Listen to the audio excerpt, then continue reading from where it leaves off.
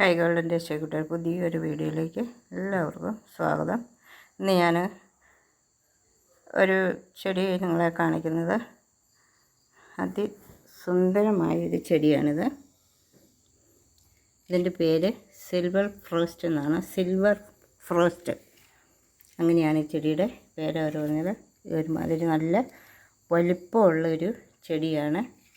ഈ ചെടിക്ക് നല്ല വിലയുള്ള ചെടിയാണ്. ഞാൻ വാങ്ങിച്ചപ്പോൾ തന്നെ അല്ലാതെ കുറച്ചൊന്നും അവരെനിക്ക് തരത്തില്ല. അത്ര മനോഹരമാണെന്നാണ്.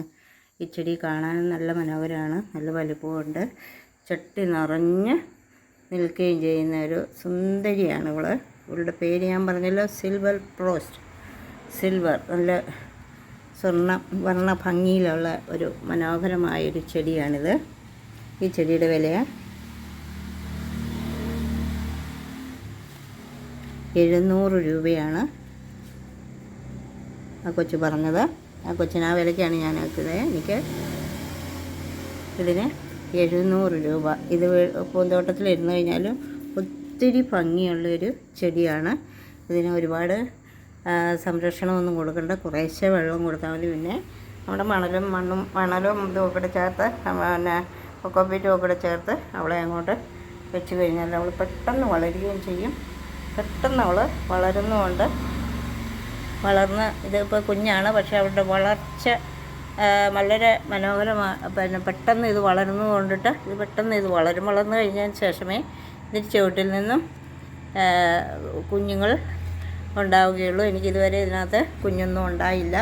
അപ്പം അത്ര സുന്ദരമായി ഈ ചെടിക്ക് ഞാൻ വിൽക്കുന്ന വില 800 രൂപയാണ്.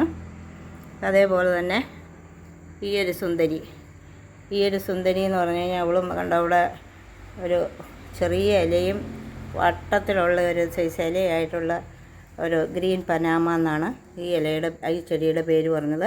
ഇതിൻ്റെ തണ്ട് നല്ല റോസ് കളറാണ്, ഇല നല്ല ഗ്രീനാണ്.